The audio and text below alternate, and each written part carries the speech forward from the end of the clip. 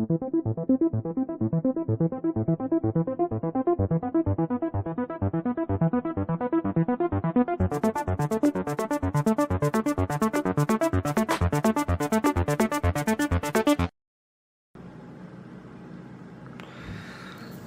selamat datang kembali di channel Aquatronic Labs. Di video kali ini kita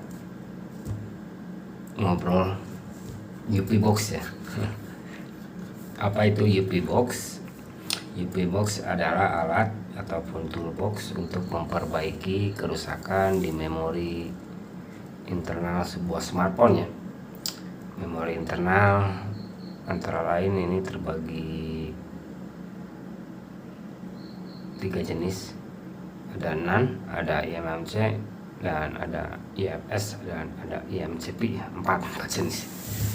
Itu terbagi beberapa jenis tergantung unit yang menggunakannya ya, tergantung chipset yang digunakannya itu beda-beda.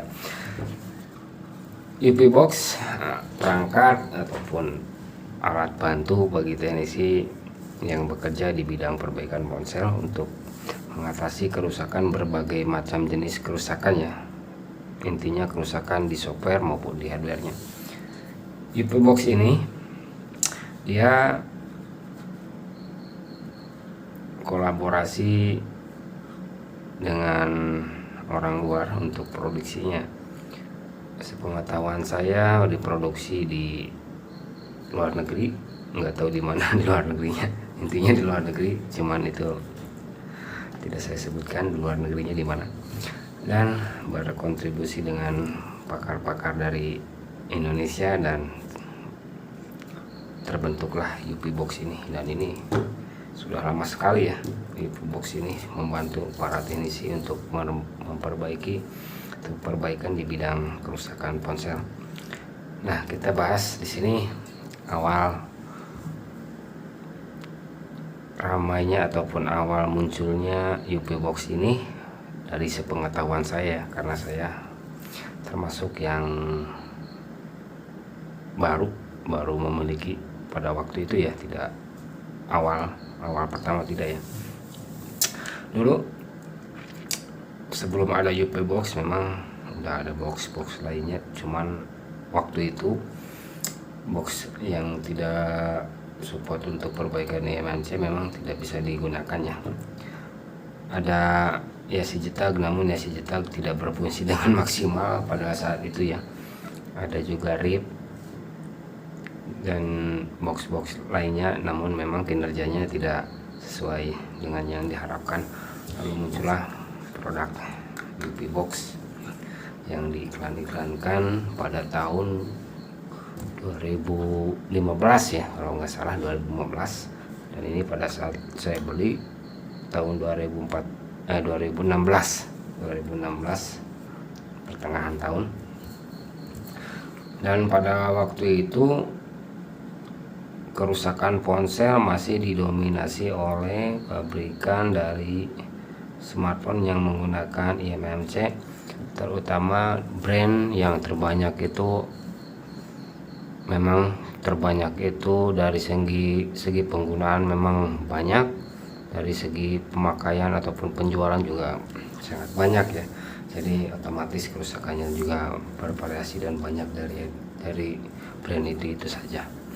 Dulu itu pada waktu itu zamannya Oppo Neo 3, Oppo Joy, pada saat eMMC masih menggunakan pin 162 ya.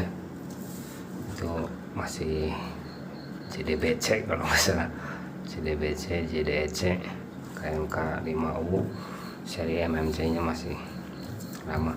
Dan UP Box ini sangat membantu perbaikan kasus kerusakan di eMMC seri itu ya, karena fungsional UP Box ini dia memiliki fitur mudah dimengerti, mudah dipahami, dan mudah diaplikasikan ya.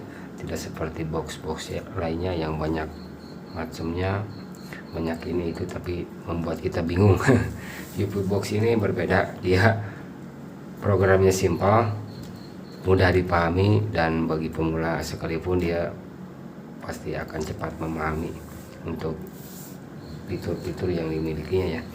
Kita mulai bahas pada saat pembelian UP Box pada waktu itu ya. Kalau sekarang sih sudah upgrade dia mempunyai box terpisah untuk perbaikan UFS, namun saya tidak memiliki dikarenakan melihat dari segi perkembangan untuk UFS UP Box itu untuk segi fiturnya memang belum bisa sesuai dengan yang saya harapkan ya, jadi saya tidak memilikinya untuk bagian UFS-nya.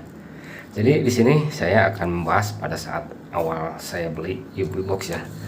Dulu itu pada saat pembelian UP Box ini dia berikut sama kabel print ya, ini kabel USB-nya ya, atau B, USB A atau B nggak tahu lah bahasanya kayak gitu, pokoknya kabel printer kayak gini. Berikut ada power supply namun power supply kayak gini, namun dia warna hitam, nggak tahu kemana, udah lama sekali hilang.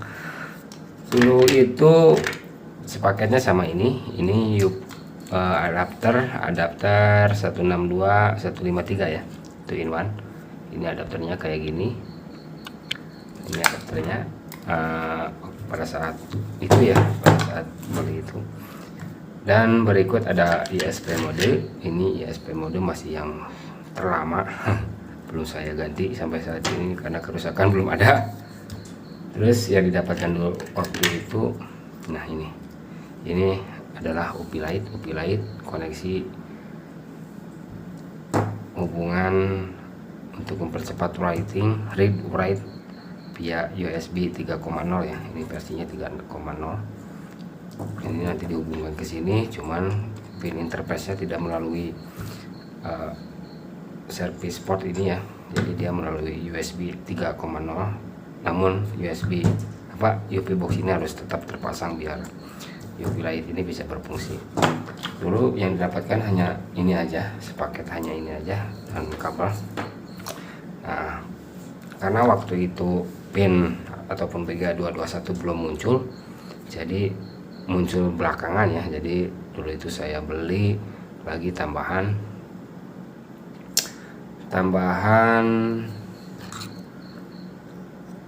adapter lagi ya.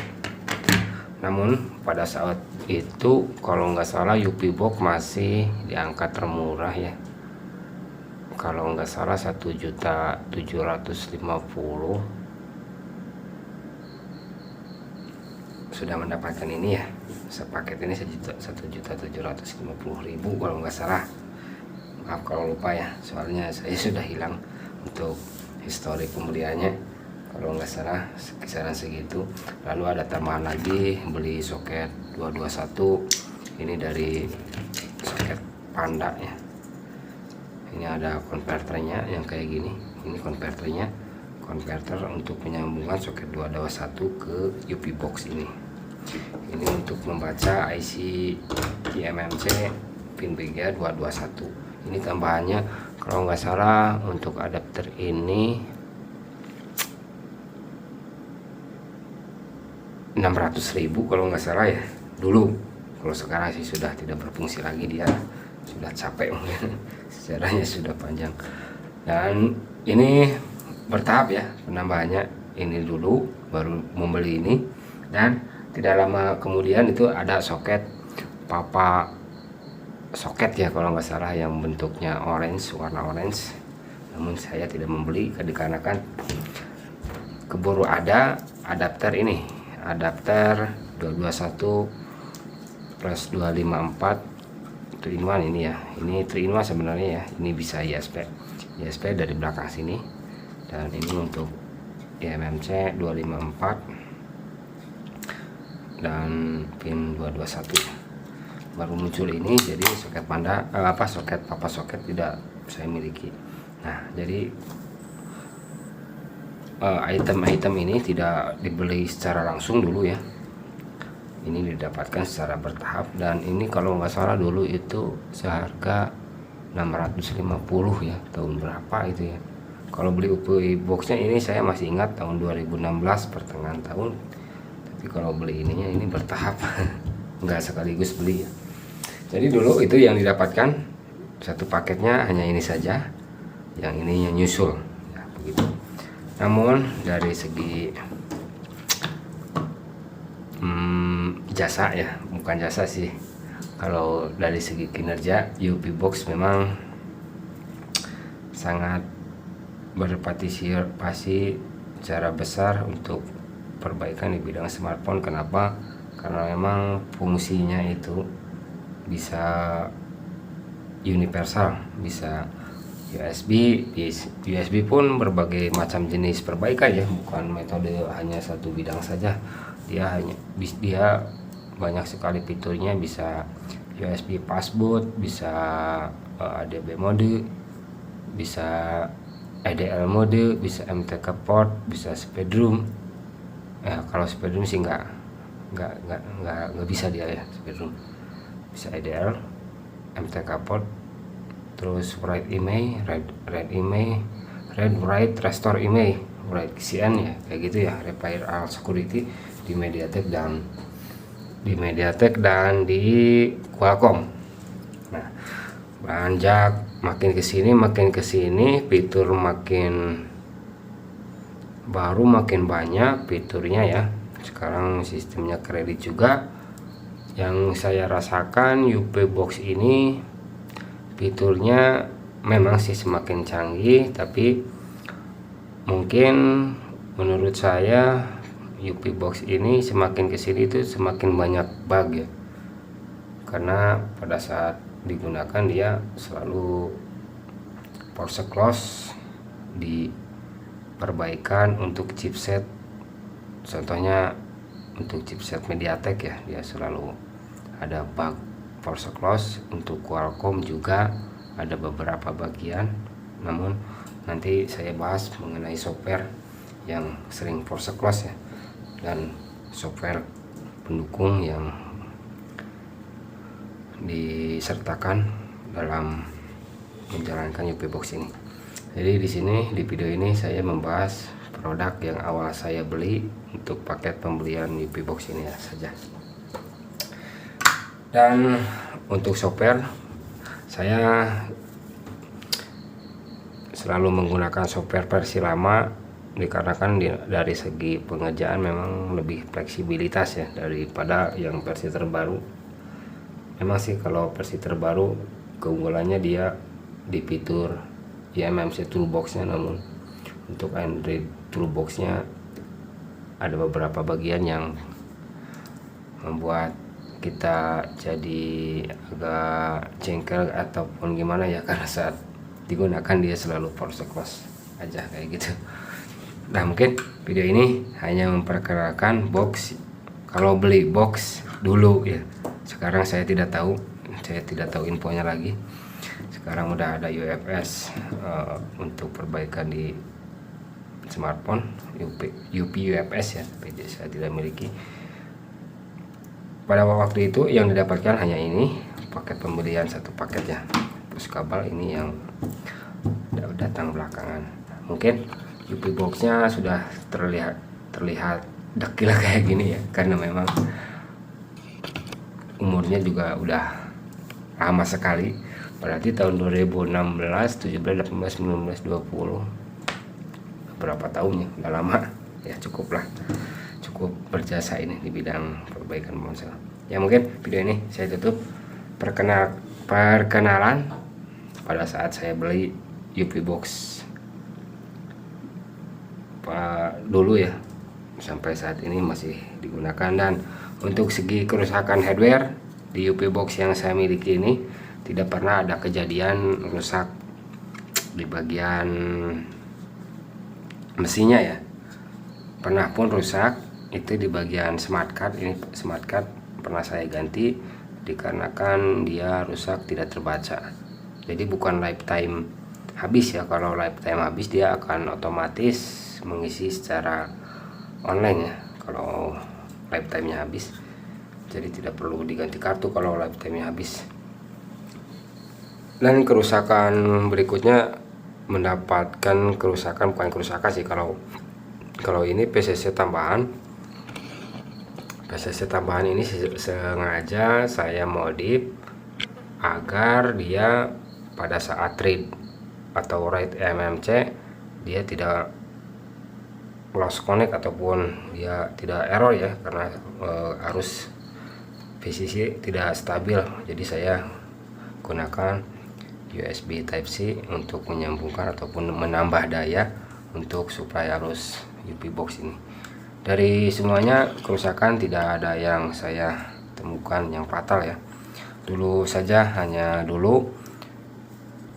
rusak UP light. Pada saat itu UP light rusak, namun ini perbaikannya tidak dilakukan di tempat saya secara langsung. Saya dulu beli IC EPROM-nya ini dari Mas C Gobit ya, kalau nggak salah dari Mas C Gobit. Terima kasih telah membantu perbaikan UP box pada saat ini, setengah tahun atau 2 tahun ya kerusakan UP light ini, karena memang sering sekali saya gunakan, jadi kerusakannya mungkin ada, namun bisa teratasi karena dulu saya membeli EPROM-nya saja ya. Mungkin begitu. Video ini saya tutup dengan UP box full set. Begitu sajalah, kurang lebihnya mohon dimaafkan dikarenakan ya memang kondisi keadaannya kayak begini, mohon dimaklum. Jadi mungkin teman-teman rekan-rekan yang mau membeli ataupun memiliki UP box, mengusahakan atau baru ya, usahakan kondisi box masih terbaca semua. Untuk pinnya dia masih bisa terbaca sampai 8 pin, dan untuk koneksi interface-nya harus benar-benar stabil ya, tidak lost connect melulu. Untuk smart card kalau lifetime sih nggak masalah, yang penting boxnya saja berfungsi dengan baik. Untuk adapternya juga harap diperhatikan, karena adapter yang kayak gini rentan patah dari jarum ya. Patah di jarum sih sekarang sudah banyak yang jual ya. Mungkin begitu saja, sekian dan terima kasih.